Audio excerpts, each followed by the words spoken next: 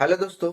बिहार में जब से जमीन का सर्वे का काम शुरू हुआ है तब से बिहार सरकार के द्वारा राजस्व विभाग के द्वारा प्रत्येक दिन कुछ न कुछ नया अपडेट या नया नियम लागू कर रहे हैं। वो नियम लागू करने के पीछे मुख्य रीजन ये है कि बिहार में जो जमीन का जो सर्वे का काम है उस जमीन का सर्वे के काम को किसी भी तरीके से पूरा किया जा सके।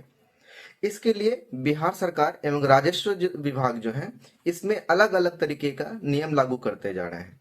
ठीक है। और आज के इस वीडियो के माध्यम से मैं आपको बताने वाला हूं बिहार में जो जमीन सर्वे का जो अंतिम तिथि है वो अंतिम तिथि भी निकाल दिया गया है। उसके बाद आपका जमीन सर्वे का जो कार्य होगा वो डेट आपका आगे नहीं बढ़ाया जाएगा। पहला।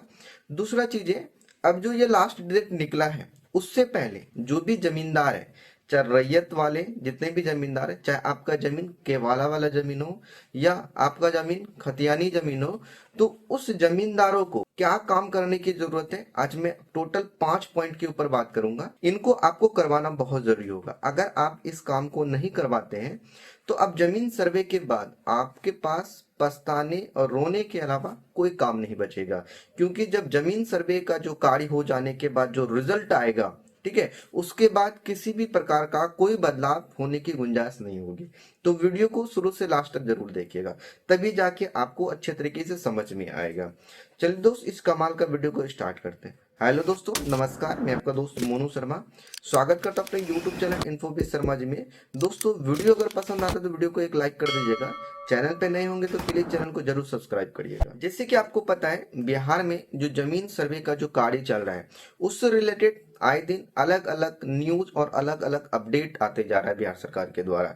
चाहे वो न्यूज चैनल के माध्यम से हो या किसी भी प्रकार का कॉन्फ्रेंस मीटिंग के माध्यम से हो या आपका जो समाचार पत्र होता उसके माध्यम से हमें मालूम होती है। अभी जो बिहार जमीन सर्वे का जो कार्य चल रहा है उस जमीन सर्वे को काम करवा जमीन आपका अगर जमीन का जो सर्वे होगा उस जमीन का सर्वे में जो स्टार्ट करेगा काम, ठीक है, तो उस जमीन का सर्वे में काम स्टार्ट होने से पहले आपको क्या करने की जरूरत है।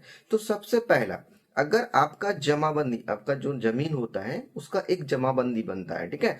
अगर वो जमाबंदी इंटरनेट पे चढ़ा हुआ है, अगर जमाबंदी इंटरनेट पे चढ़ा हुआ है, वो दादा या परदादा का जो भी होगा जमीन इंटरनेट पे चढ़ा हुआ है और उस जमाबंदी में अगर आपका कोई भी किसी भी प्रकार का गड़बड़ी है, चाहे खाता नंबर, खेसरा नंबर, प्लॉट संख्या या आपका जितना भी रकबा होता है, यानी कि जो जमीन में खाता खेसरा रकबा जो भी चीज होता है उसमें किसी भी प्रकार का कोई भी गड़बड़ी होगा तो आपको पहले सबसे पहले कि जो बिहार में जमीन का जो सर्वे होगा, बिहार सरकार के द्वारा जो जमीन का सर्वे चल रहा है उस जमीन का सर्वे में वो टोटल 3 स्टेप में काम करेंगे। ठीक है। ये जो बिहार का जमीन का जो सर्वे होगा वो जमीन का सर्वे टोटल 3 स्टेप में काम करेगा। दोस्त, वीडियो को जरूर पूरा लास्ट तक देखिएगा तभी जाके आपको समझ में आएगा। क्योंकि इंटरनेट पे अभी वीडियो जो इतना लोग बना करके वीडियो डाल रहे हैं, गलत गलत इंफॉर्मेशन पहुंचा रहे हैं, तो आदमी कंफ्यूज हो जा रहा है। तो आप इस वीडियो को देखने के बाद आपके मन में किसी भी प्रकार का कोई सवाल नहीं रहेगा। अगर रहेगा अभी तो आप हमें कमेंट बॉक्स में कमेंट कर दीजिएगा, मैं कोशिश करूंगा आपको रिप्लाई करने का। ठीक है। तो जो 3 स्टेप में जो बिहार सरकार का जमीन का जो काम होगा उन चीजों को समझना होगा। सबसे पहले जो पहला काम होगा वो आपसे स्व घोषणा पत्र लेंगे, ठीक है, जो आपको प्रपत्र 2 जो भर करके देना पड़ता है, ठीक है। तो वो स्व घोषणा पत्र के रूप में आपसे लिया जाता है। वो स्व घोषणा पत्र लेने के बाद जो जमीन सर्वे के लिए जो अमीन आएंगे आपके घर पे, ठीक है, जो सर्वे के लिए फॉर्म आप भरेंगे, जो मतलब कि पदाधिकारी जमीन सर्वे के लिए आपके घर पे आएंगे, तो वो आपसे सबसे पहले जो पत्र 2 जो भरे थे, ठीक है, और उससे रिलेटेड जो भी तो वो भरे थे वो फॉर्म आपसे लेगा। वो लेने के बाद उस पहला काम हो गया। दूसरा काम आपका होगा जमीन का मापी का नक्शा तैयार करेगा। जो आपका जो प्लॉट है उस प्लॉट का ना वो नक्शा तैयार करेगा। अगर आप नक्शा को पहले से तैयार करके रखेंगे तो आपके लिए बेटर होगा। क्योंकि अगर जब वो जमीन नापने के लिए जो जमीन आएंगे, अमीन जो आएंगे, जो भी पदाधिकारी आपके पास आएंगे, उस समय अगर आप नक्शा को तैयार करेंगे, अगर उस समय नक्शा में किसी भी प्रकार का कोई भी गलती हो जाता है तो बाद में आपको पछताना ही पड़ेगा। क्योंकि जब जमीन का सर्वे करेंगे वो फटाफट करके निकल जाएंगे, ठीक है। तो वो जब जमीन का सर्वे करके निकल जाएंगे उसके बाद तीसरा स्टेप उसमें आ जाएगा कि जो जमीन सर्वे जो करके जाएंगे उसका रिजल्ट आपके पास आएगा। जो रिजल्ट आएगा अगर उस उस रिजल्ट में किसी भी प्रकार का त्रुटि हो गया या गलती हो गया, मान के चलते हैं आपके पास कोई भी जमीन है, एक प्लॉट है, उस प्लॉट में आपके पास 3 या 4 बीघे का प्लॉट है, ठीक है। और जमीन का सर्वे जो हुआ, उन सर्वे में उन्होंने क्या किया, किसी भी तरीके से 4 बीघा का प्लॉट में 3 बीघा ही आपका शो कर रहा है, तो उस स्थिति में आप कुछ भी नहीं कर पाएंगे, क्योंकि जो जमीन का सर्वे का जो रिजल्ट आएगा ना, उसके बाद आपको उसमें किसी प्रकार का सुधार नहीं होगा।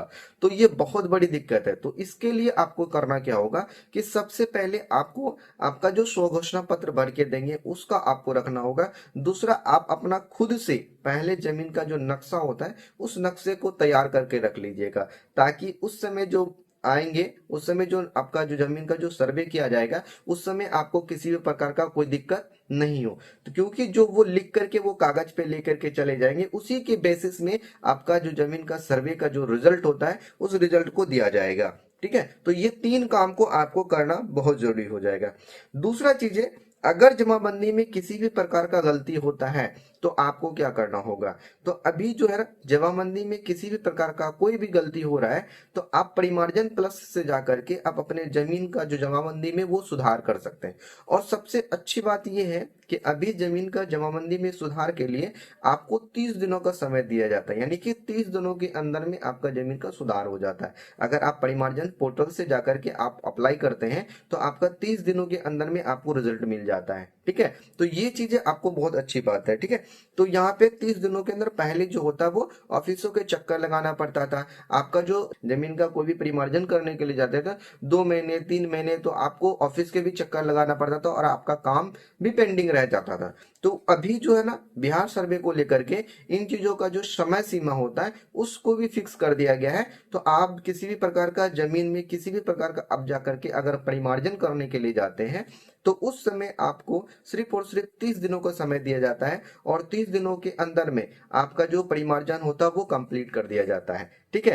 तो आप दो चीज, यानी कि जमीन का जो किसी भी प्रकार जमाबंदी में किसी भी प्रकार का त्रुटि हो, चाहे खाता से लेकर के, खेसरा से लेकर के या रकबा से लेकर के, कुछ भी अगर उसमें त्रुटि होता है तो वो आप परिमार्जन प्लस पे जाकर के आप वो करवा लीजिएगा, तब जाकर के सही रहेगा। अब तीसरा चीज ये है कि अगर किसी भी प्लॉट में अगर आपका 50 साल से ज्यादा का कब्जा है और उसका लगान रसीद आप कटवा रहे हैं, वो जमीन किसी के भी नाम पे है, अगर वो आपके कब्जे में, और साथ अगर आप 50 साल से ज्यादा उस जमीन का लगान अगर कटवा रहे हैं, तो भी उस विवेद में आपका जो वो जमीन हो जाता है ना, तो वो पैतृक के रूप में, यानी कि दादा परदादा के रूप में वो माना चला जाएगा, और उस जमीन का जो सर्वे होता है वो आपके नाम पे करवा दिया जाएगा। वो जमीन का जो सर्वे होगा उस लगान रसीद के बेसिस पे होगा, ठीक है।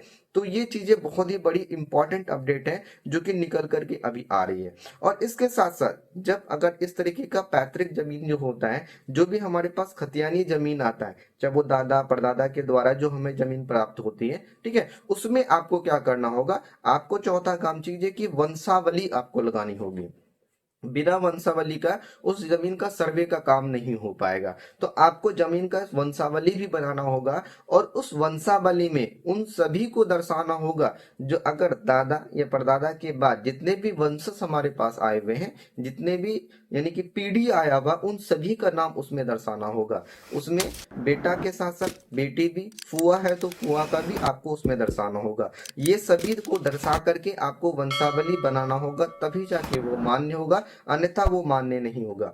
कभी कभी ऐसा केसेस आता है कि मान के चलते हैं दादा के बाद जो फुआ है उनकी डेथ हो जाती है, तो उसका अगर हिस्सा आपको प्राप्त करना है तो आपको क्या करना होगा कि उसका आपको डेथ जो सर्टिफिकेट होता है ना, तो उस सर्टिफिकेट को आपको बनवाना होगा, और उस सर्टिफिकेट को उस आपको जब आप सर्वे के लिए फॉर्म भरेंगे तो उस फॉर्म में आपको वो सबमिट करना होगा। यानी कि डेथ सर्टिफिकेट होता है जो, उस डेथ सर्टिफिकेट को आपको फॉर्म में देना होगा, यानी कि एज ए प्रूफ के रूप में कि ये इंसान की मृत्यु हो चुकी है, और इसका कोई भी वंशज नहीं है, तो उसका जो हिस्सा होता है वो हिस्सा आपके नाम पे हो जाएगा।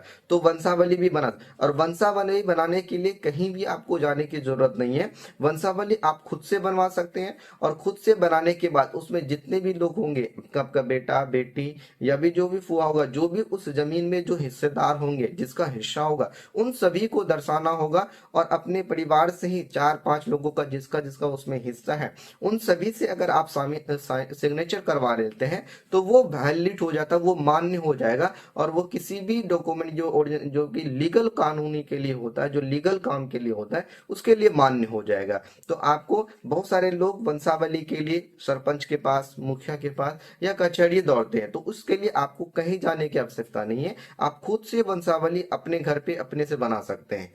तो लास्ट जो हमारे पास है वो जो है आपका जो जमीन का जो होता है समीकरण, ठीक है, समीकरण करना जरूरी होते हैं। अब यहाँ पे समीकरण का अर्थ ये होता है कि बिहार के अलग अलग जगह पे इन चीजों को अलग अलग नाम से जाना जाता है। जैसे कि हम लोगों की तरफ यानी कि घरेलू भाषा में अगर बोला जाए तो उसको जमीन का आल बोलते हैं, ठीक है।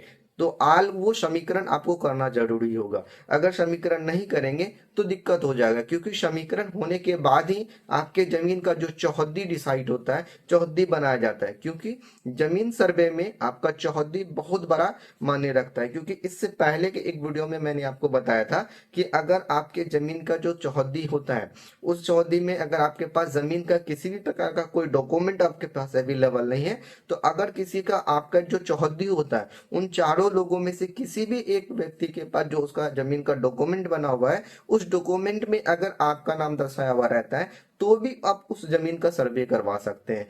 तो जमीन सर्वे से पहले आपका जो जमीन का जो सर्वे होगा, उस जमीन का सर्वे से पहले आपको जो ये 5 काम बताया गया, 5 पॉइंट के ऊपर जो मैंने बात किया, इन सारे चीजों को आप रेडी करके रख लीजिएगा। क्योंकि जमीन सर्वे के बाद जब जमीन सर्वे को आपका सबमिट हो जाएगा, आपका जमीन का सर्वे जब एक बार हो जाएगा, तो फिर उसमें दोबारा किसी भी प्रकार का गुंजाइश नहीं रहेगा। तो आपको उस समय 30 दिनों का जो समय होता है, वो 30 दिनों का समय दिया जाएगा। लेकिन आपको पता कैसे चलेगा कि भाई मेरी जमीन में किस प्रकार का रिजल्ट आया है? तो आपको जमीन मतलब कि ऑफिसों के बहुत ज्यादा चक्कर काटने पड़ सकते हैं। तो उससे पहले कि आपको इन चीजों को तैयारी करके रख लेना है, ताकि बाद में किसी भी प्रकार का कोई दिक्कत नहीं होती। तो ये 5 जो अपडेट था वो बहुत ही मुख्य अपडेट था। ये अपडेट आपको कैसा लगा कमेंट करके जरूर बताइएगा। वीडियो पसंद आया होगा तो वीडियो को लाइक कर दिएगा, दोस्तों के साथ शेयर कर दीजिएगा। चैनल पे नए होंगे तो चैनल को जरूर सब्सक्राइब करिएगा। चलिए दोस्त, मिलते हैं एक नई वीडियो में नई जानकारी के साथ साथ। तत्काल के लिए जय हिंद, जय भारत।